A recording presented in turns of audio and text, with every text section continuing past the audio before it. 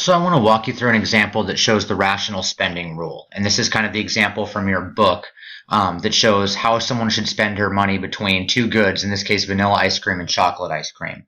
So let's assume that she has a $400 budget and chocolate costs $2 a pint and vanilla costs $1 a pint. And so if she splits her money right down the middle and buys 200 pints of vanilla and 100 pints of chocolate, she's essentially spending $200 on each.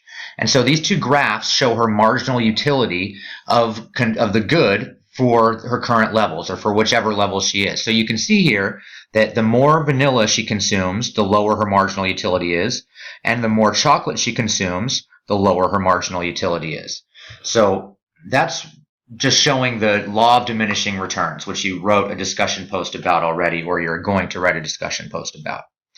Okay, but the real point here is to figure out the marginal utility per dollar to see whether or not she's maximizing her utility. So right now, at these current levels, she's getting 12 utils of marginal utility for vanilla ice cream, and vanilla costs her $1 per pint. So that means that her marginal utility per dollar is 12 divided by 1, which just equals 12. And now in this case, for chocolate, her marginal utility is 16. But remember, chocolate costs $2 per pint. So for chocolate, her marginal utility per dollar is 8. So she's getting, for every dollar she spends on chocolate, she's getting 8 utils. And so when she spends $2, she gets a full pint and gets the total of 16 utils that you see on the graph here. So at current levels, remember, 12 is her marginal utility per dollar for vanilla. That's greater than her marginal utility per dollar of 8 for chocolate. So the rational spending rule says she should spend more money on vanilla and less money on chocolate. If she spends more on vanilla, her marginal utility is going to go down, and if she spends less on chocolate, her marginal utility will go up. And so put it in this terms. If she wants to buy one more pint of chocolate, she needs to give up 2 pints of vanilla. Okay, and vice versa. If she wants to get 2 more pints of vanilla, she has to give up 1 pint of chocolate. So in this case, she wants to eat more vanilla and less chocolate. And so to do that, she has to give up 1 pint of chocolate, which she's going to lose 16 utils at these current levels. But she's going to get to buy 2 pints of vanilla with that.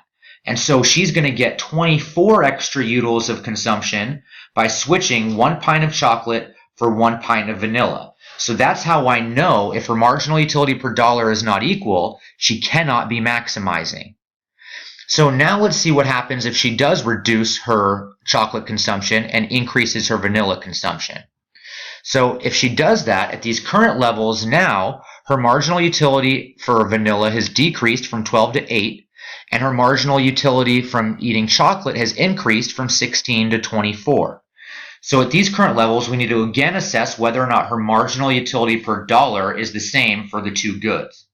So for vanilla, her marginal utility is 8, and we'll divide that by the price of $1 per pint. So the marginal utility per dollar for vanilla is $8. For chocolate, her marginal utility is now 24. But remember, she's going to consume she's going to spend $2 to get this 24 utils from 1 pint. And so 24 divided by 2 is 12. And so now we've gone too far. And her marginal utility per dollar for chocolate is 12, which is greater than the marginal utility per dollar of 8, which is that of vanilla. So since she's gone too far, we need to rearrange again. Remember now in this case, she wants to consume more chocolate. In order to do that, she would have to give up 2 pints of vanilla. And so she would lose 16 utils, right? 8 utils per each pint she's giving up. But by giving up those 16 utils, she would gain 24 utils from getting 1 more pint of chocolate. So she can maximize or increase her utility, not by spending any more money, simply by rearranging her consumption. And so now let's look at the optimal combination.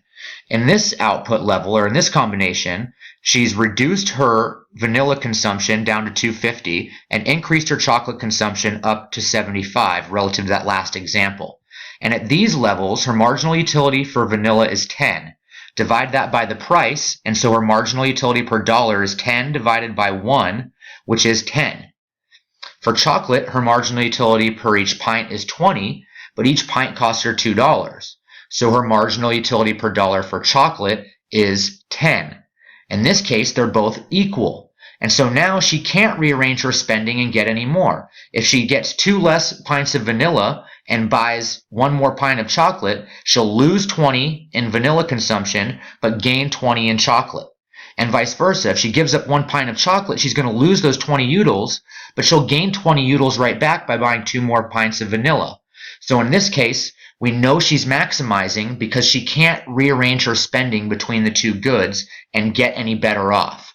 And so that's why the rational spending rule implies that your marginal utility per dollar is equal. So this is the 3 scenarios that we started with. The first one, where she was consuming too much chocolate and she needed to consume more vanilla. Then we switched and we had her consume too much vanilla and she needed to consume more chocolate. And so then we got to the optimal combination where the marginal utility per dollar for each good was 10. And so this rational spending rule is sort of what governs whether or not you're consuming the right amount of each good.